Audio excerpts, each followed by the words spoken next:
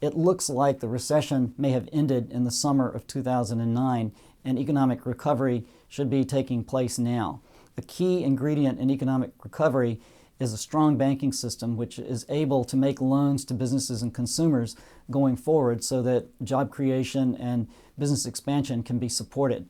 Unfortunately, our banking system suffers from a very horrible legacy portfolio consisting of real estate loans, both commercial and residential, as well as credit card debt from consumers, and businesses are going to be facing large write-offs going forward over many years.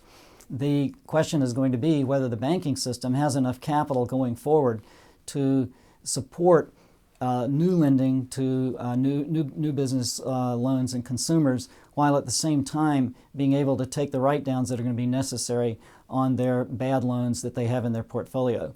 Back in the fall, the TARP program tried to inject hundreds of billions of dollars into the banking system to make the capital base stronger so that they could support lending going forward. At the same time, however, private money did not really flow into the banking system on a large enough scale to make the banks well capitalized. When we got into the spring, the stress tests were implemented, and the stress test revealed that the banks needed some more capital, and some of the banks were able to raise capital privately while other banks have not been able to do so.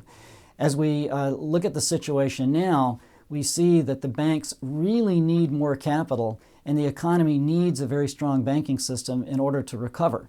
What is also helping the banking system now is the very lax monetary policy that has been pursued by the Fed. This has driven the Fed funds rate down to close to zero, while at the same time allowing the spreads that banks earn on their lending activities to be unusually wide.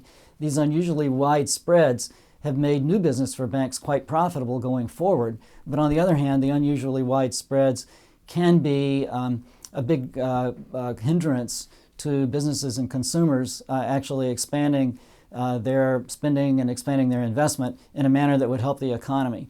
So the monetary policy that the Fed has pursued, while extremely helpful, has not totally solved the problem.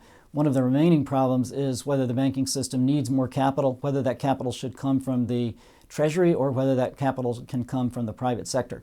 These are the issues I plan to talk about in my thought series this fall.